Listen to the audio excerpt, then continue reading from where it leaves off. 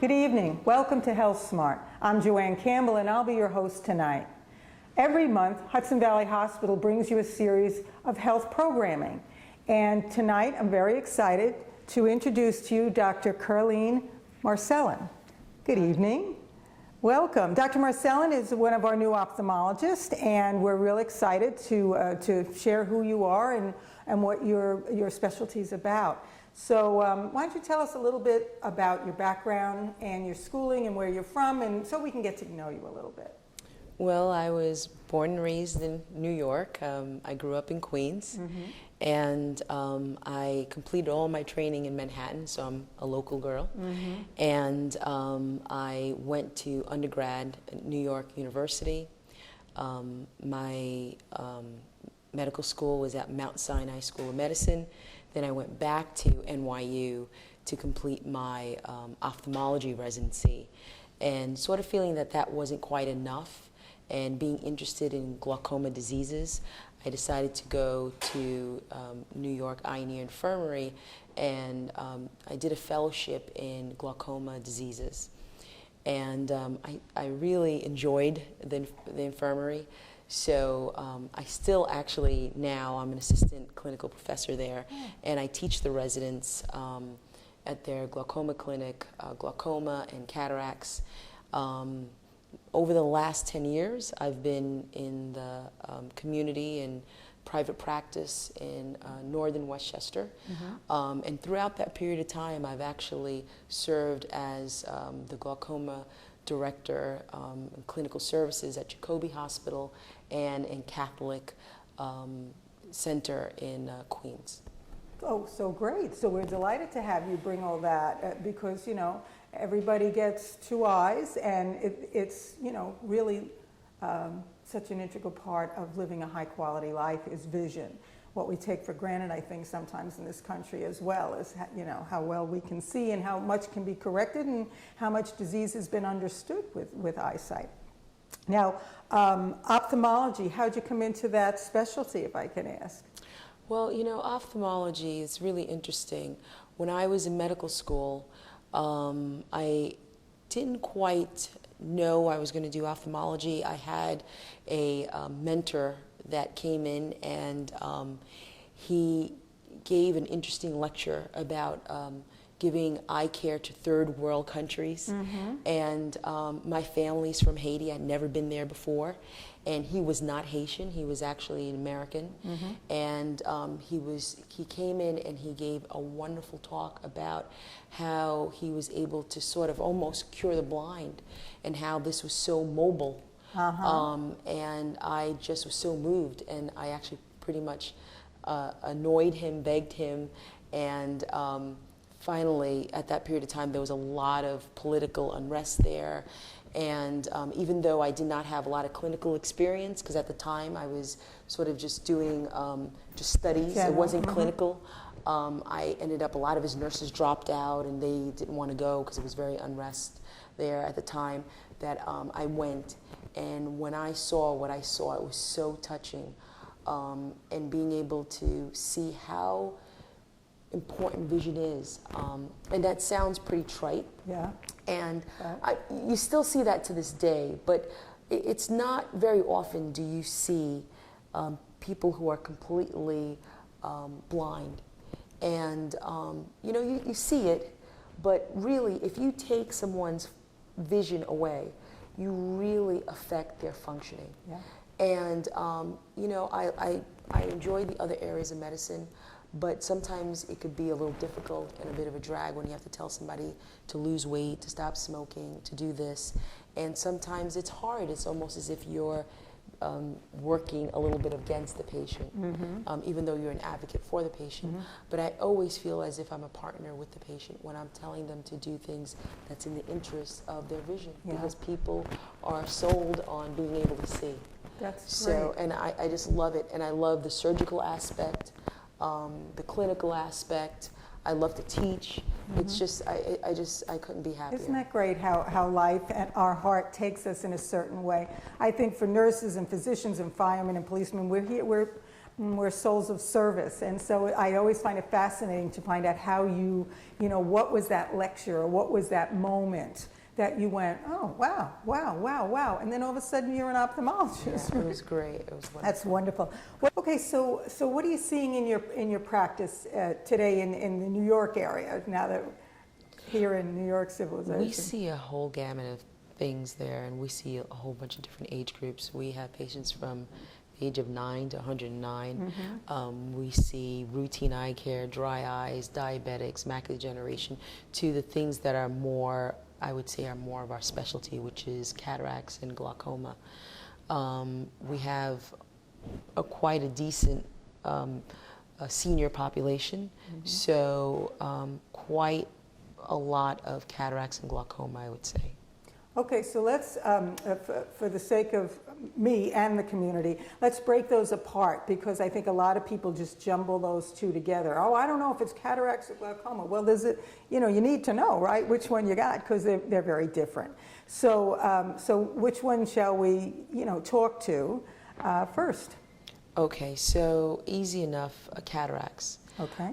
Cataracts is an age-related process, meaning that if you live long enough, that is a stage of life that you're going to go through. Just as, you know, an analogy, just as your hair gets gray, eventually those lenses that are in your eye are going to turn white, or they're going to turn opaque or gray. I have a model right here.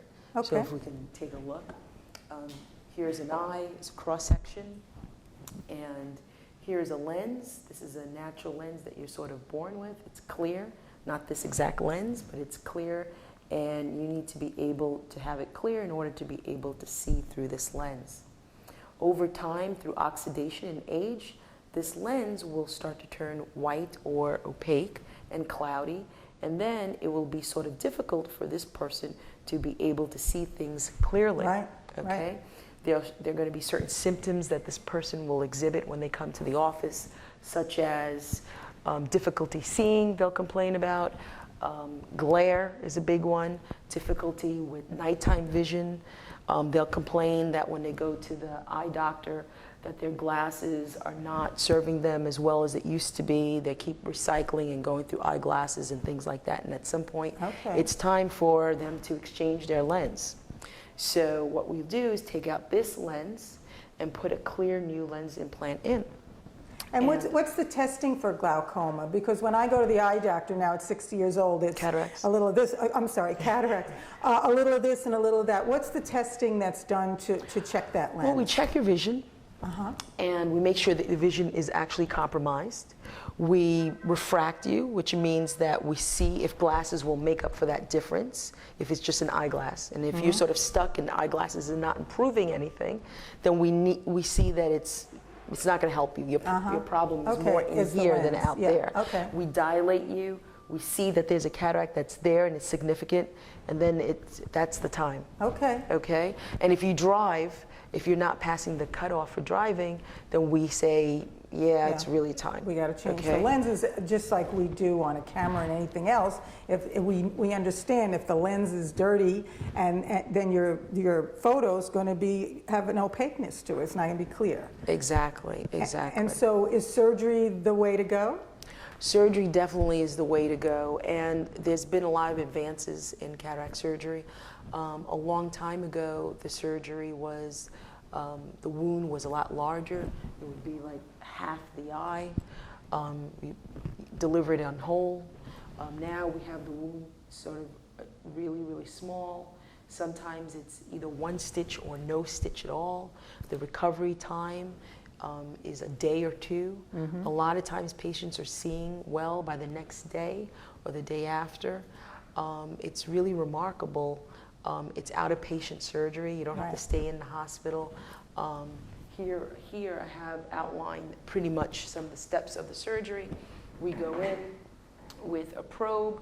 We sort of open up. We sort of suck out with an ultrasound and break up the cataract and remove it.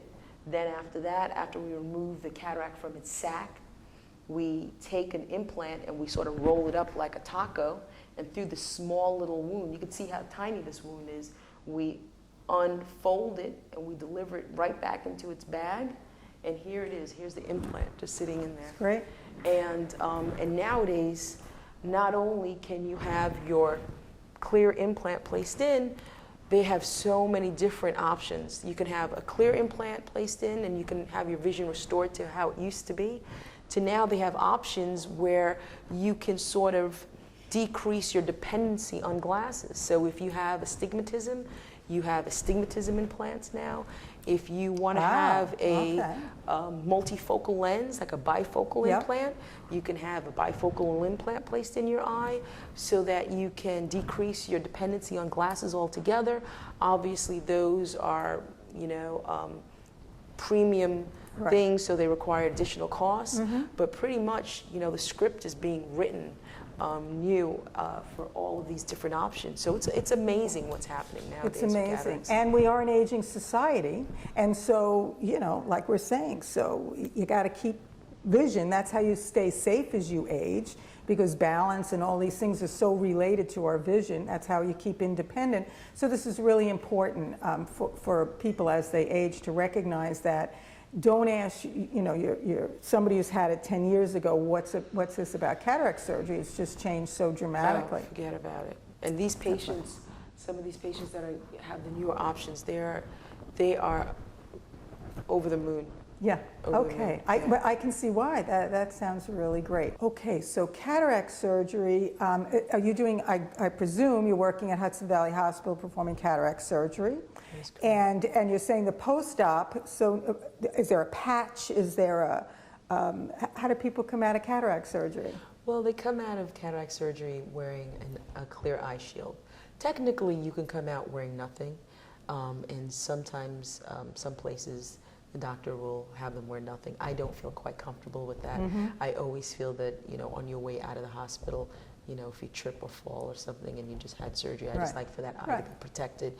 So just a clear shield, patients lift up, put the drops in their eyes, and I have them wear that clear shield at bedtime for just a couple of days because I don't know what kind of a sleeper they are. And then that's it. And then they use a couple of different drops for a couple of different times a day and so forth, and for about 3 or 4 weeks, and then that's it. That's great. Now, is it typically a one-eye surgery or one eye at a time? Okay. Yes. Okay, that's interesting because just for safety for mostly all eye surgery is one eye at a time. The only eye surgery that's 2 eyes at a time is LASIK surgery or muscle surgery, because muscle surgery, the eyes have to work together in concert, and LASIK surgery is another exception. But in general, as a rule, usually we do one eye at a time. When you have to do your other cataract, usually the time difference will be about 2 weeks minimum, at least for myself. Okay. It could do longer, but 2 weeks minimum is about the time. Oh, that's wonderful. I love that. Okay, let's talk a little bit about your specialty, what's dear to your heart, and what obviously you know is good for everybody, that this is your specialty, glaucoma. Where do we start? Glaucoma. Glaucoma is a very serious eye disease, but there is it is extremely manageable if caught and detected early. So I make many diagnoses a day, a week, and I make sure that when the patients leave my office that they're not unhappy or what have you, because at the end of the day, it's all about when you get diagnosed. So as far as glaucoma per se, it is one of the leading causes of blindness in America. It is the #1 cause of blindness in those of African American descent, and it's #2 outside of those with diabetes. You know, diabetes is always leading. Outside of those with diabetes, it's #2 of those who are Caucasian, secondary to macular degeneration. And it's just something that, as I mentioned to you before, it's about early detection and treatment. What is glaucoma? Glaucoma is a disease of the optic nerve. Now, what is the optic nerve? I mean, it's like Right, almost right. like the Socratic method, right, that we're doing yes, here. That's good. The optic nerve is a cable, here we go, right here, that connects and does the talking from the eyeball to the brain. So here's our eyeball and here's our brain, and it's just sort of this cable that's made up of fibers, and it sends signals from the eyeball to the brain, and the signals really is about the information from what we see, tactical points throughout our field of vision, giving information. So when this cable is damaged, or the fibers that make up this cable are out of order or damaged, then that over time can cause certain fibers to be knocked out, and that will cause blind spots in the vision. The problem with these blind spots that most times they're not noticed, okay? And a lot of times they're peripheral.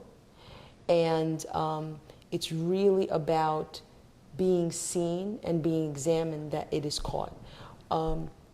Glaucoma has been coined the sneak thief of the night, or the sneak thief of vision. And it's really because it usually sneaks up on you. There's a lot of redundancy or extra vision that we have, 2 eyes, a lot of the vision is overlapped.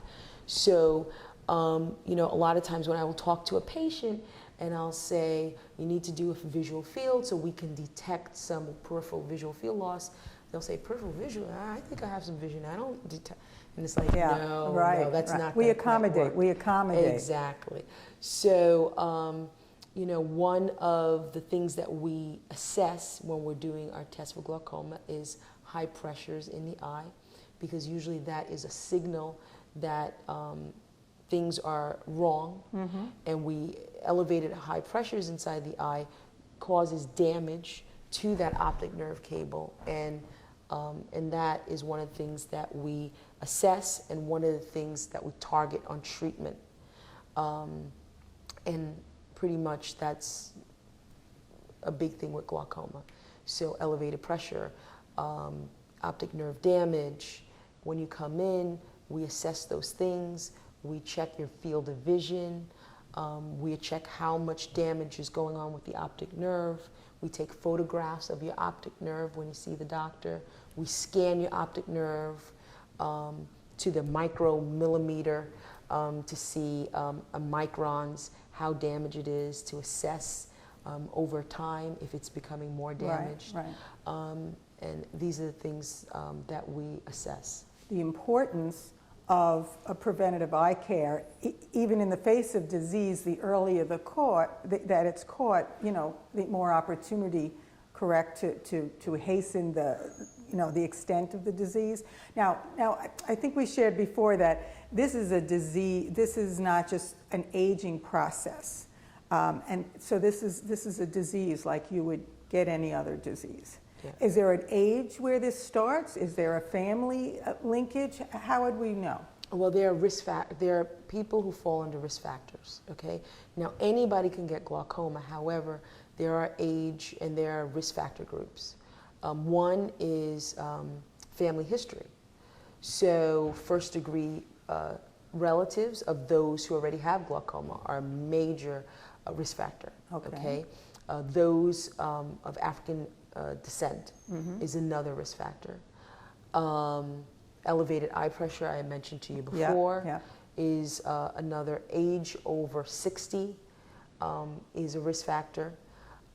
Those who are on steroids for other reasons, so your patients who might be on rheumatoid arthritis, collagen vascular disease, COPD. Yes, they because people who are on steroids tend to have elevated pressures. People who have elevated pressures tend to have glaucoma.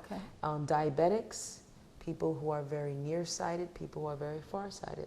These are all risk factors for development of glaucoma. So it's that annual eye exam where your pressures are tested, and you know, so important. You go to the dentist, you go for your eye exam, and insurance covers it. So to everybody out there, go for your eye exam. Definitely. And so how do you treat glaucoma? Well, if you have glaucoma, or if you're even highly, highly suspicious, sometimes the doctor will institute treatment as well. The treatment is with usually with topical eye drops. There are many different eye drops, different categories. When we institute the eye drops, we follow you to make sure the eye drops are working. We're looking for a reduction in the eye pressure. So if your pressure was above 20, we're looking when you come back to make sure that we have gotten to a target and it's effective, and you don't have any side effects and things like that from the medication. There's also laser therapy for those that eye medication does not work, or that they're not compatible with medication, allergies, or there might be economic issues. So there's laser therapy, as well as if those two treatment modalities do not work, then there's also surgery. And now, does the pressure caused by the retinal nerve injury or disintegration, or does the pressure cause the retinal nerve damage? We believe that the elevated pressure is what causes the damage to the optic nerve. Also, there's other things such as blood flow that's involved as well. So those people who do not have good blood flow, who have, let's just say, low blood pressure, migraine headaches, for vasospastic diseases, Raynaud syndrome, diabetes. Yes. Those people are at risk because their optic nerves get damaged as well. There's also some correlation that those people who have the low flow, maybe the elevated pressure is causing some compression onto the blood vessels, which in turn can be causing problems onto the optic nerve. On the nerve. Yeah. Oh, it's the optic nerve, not the optic nerve. Yes. Okay. I'm learning. And so someone with glaucoma would be, what you're going to do is medically manage the disease.